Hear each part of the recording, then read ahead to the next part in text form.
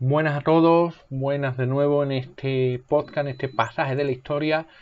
Hoy vamos a hablar de un tema, o me lo voy a decir escabroso, un tema sensual, un tema morboso, sin rozar el mal gusto ni la grosería, pero vamos a hablar de la prostitución en la antigua Roma. Cabe decir, y hay que mencionar, que la prostitución en la antigua Roma era legal y con licencia. En la antigua Roma, de acuerdo, incluso los hombres romanos del más alto nivel social eran libres de contratar prostitutas de cualquier sexo sin incurrir en desaprobación moral, siempre y cuando demostraran autocontrol y moderación en la frecuencia y el disfrute del sexo.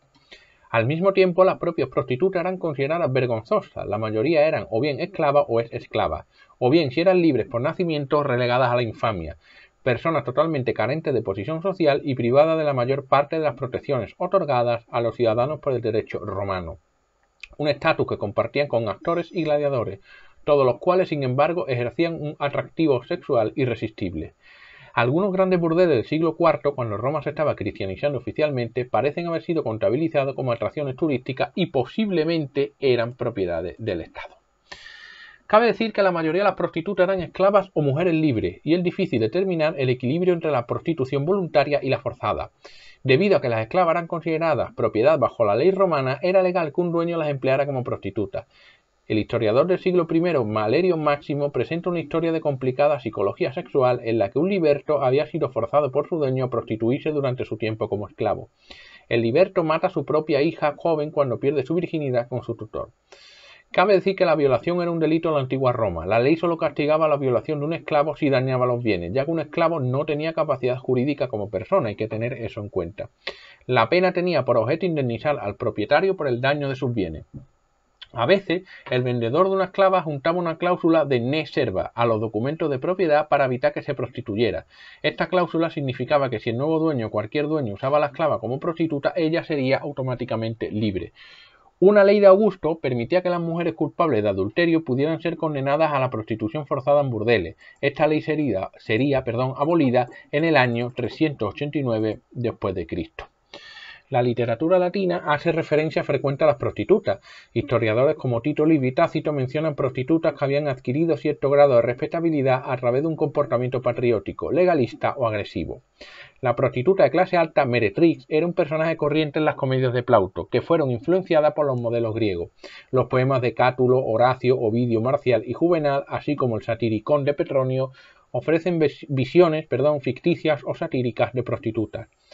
Las prácticas del mundo real están documentadas por disposiciones del derecho romano que regula la prostitución y por inscripciones, especialmente grafitis de Pompeya. El arte erótico en Pompeya y Herculano, con sitios que se presume eran burdeles, también ha contribuido a los puntos de vista académicos sobre la prostitución. La prostituta en sí, meretriz, en plural meretrice, era una prostituta registrada, una chica de compañía. La más peyorativa, scortum, se usaba para prostitutas de cualquier género. Las prostitutas no registradas o casuales caían dentro de la amplia categoría de prostibulae, clase baja, aunque tanto las mujeres como los hombres podían dedicarse a la prostitución masculina o femenina. Las pruebas de prostitución masculina son mucho más bajas que las femeninas. Hay pruebas de que las prostitutas esclavas podían beneficiarse de su trabajo. En general, los esclavos podían ganar su propio dinero contratando sus habilidades o sacando provecho de la realización de los negocios de sus propietarios. Las prostitutas podían ser autónomas y alquilar una habitación para trabajar. Una chica, puela, término usado en poesía como sinónimo de novia, o meretriz, y no necesariamente una designación de edad, podía vivir con una alcahueta o madame, llamada lena, o incluso entrar en un negocio bajo la dirección de su madame. Estos arreglos sugieren el recurso a la prostitución por parte de mujeres nacidas en libertad y con necesidad económica, y tales prostitutas pueden haber sido consideradas de una reputación o grado social relativamente más alto. Las prostitutas también podían trabajar en un burdel o taberna para un proxeneta o una proxeneta, leno. La mayoría de las prostitutas parecen haber sido esclavas o exesclavas, como ya os he dicho. En el derecho romano se regulaba específica y estrechamente el estatus de las meretrices, que estaban obligadas a registrarse ante los ediles y, a partir de los tiempos de Calígula, pagar el impuesto imperial. Se les consideraban personas infames y se les negaban muchos derechos cívicos que se debían a los ciudadanos.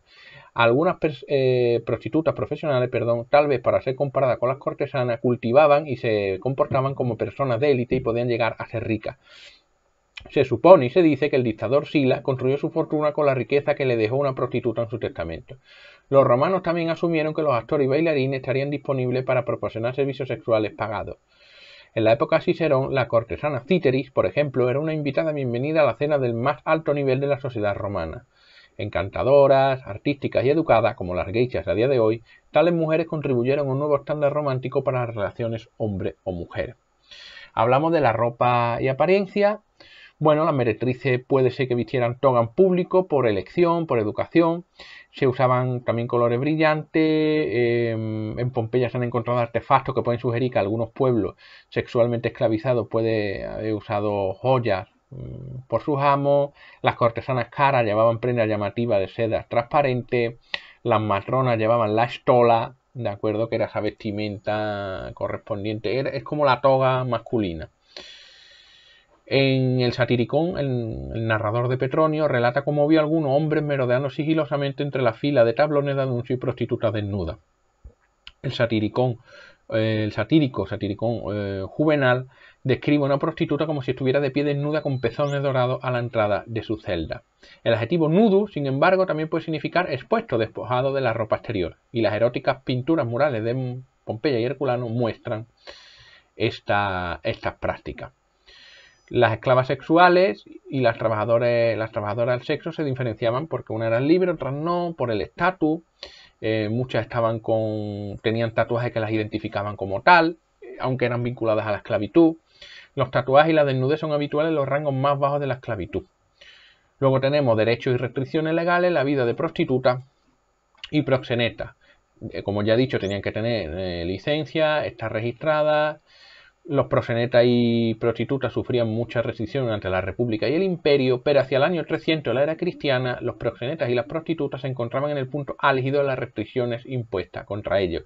Ni cargos públicos, ni festivales religiosos, y casi para nada. Luego tenemos los burdeles de Roma, ¿vale? Conocido por las fuentes literarias. Un burdel es comúnmente llamado lupanar o lupanarium, de lupa, loba, argot para prostituta. O fornix, un término general para un espacio abovedado o sótano. Según los regionalistas de la ciudad, los expertos de la ciudad, los lupanares se concentraban en la segunda región, la colina de Celio, la Subura, que bordeaba las murallas de la ciudad, y el valle entre las colinas del Caelio y el Esquilino.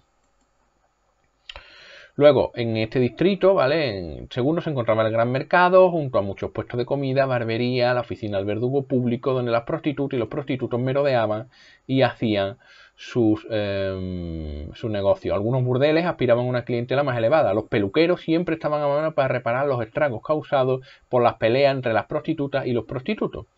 Los chicos del agua, llamados acuarios, esperaban en la puerta con tazones para lavar los platos. Luego tenemos, os quiero contar también los tipos de prostitutas. Bueno, tenemos por aquí, también os quiero dar un par de datos de las casas con licencia, que había de dos tipos, las que pertenecían y eran administradas por un proxeneta o la madame. Y había aquellas en las que esta proxeneta o esta madame era un agente que alquilaba habitaciones, era un realquilado, ¿vale? También estaba el cajero llamado Viticus, que es el que llevaba la finanza dentro de las casas de prostitución. En cuanto a los honorarios, por ejemplo, en Pompeya se oscila entre 2 y 20 ases por cliente. Si lo comparamos con un legionario, este ganaba 10 ases al día, 225 denarios al año, y con un as podía comprar más de 300 gramos de pan. Algunos burdeles pueden haber tenido su propio sistema de moneda simbólica, como el Spintria, ¿vale? También hay monedas con simbología sexual, como se suele decir, con cosas guarras, en fin. Pero vamos, eso es algo también simbólico. Tener sexo con una meretriz era una norma para el varón adolescente de la época, con una prostituta, y estaba permitido para el hombre casado siempre que la prostituta estuviera registrado. Luego podemos decir que los burdeles se podían clasificar como celas meretriciae, de una sola habitación, los llamados catres para prostitutas, o locales un poquito más grandes. Los autores romanos a menudo hacían distinción entre las meretrices de buena fe, que amaban verdaderamente a sus clientes, y las prostitutas de mala fe, que solo los atraían por su dinero. Los arcos bajo el circo era el lugar favorito para las prostitutas o potenciales prostitutas. Estos antros de las arcadas se llamaban fornices, de ahí el nombre que recibían en parte estas prostitutas y el acto en sí. Tabernas, posadas, casa de huéspedes, tienda de comida, panadería, molino de espelta y otros establecimientos formaban parte del submundo en Roma, también con la prostitución como protagonistas. ¿De acuerdo? Luego, estas tabernas eran consideradas por los magistrados como burdeles, y las camareras, de hecho, lo eran por ley. El poema La camarera, atribuido a Virgilio, prueba que incluso la propietaria tenía un plan B, ¿vale? Es decir, tenía este negocio bajo su punto de mira, no solo servir bebidas y comida. Y Horacio, al describir su excursión a Brindisi, narra su experiencia o la falta de ella con una camarera prostituta de la posada. Luego había prostitutas que esperaban, que hacían sus servicios cerca de los cementerios, que eran las más siniestras, se ponían monedas en los ojos para esperar. Bueno, otras que estaban dedicadas a la clase alta, a la clase baja, ¿vale? Se podía cobrar más, se podía cobrar menos.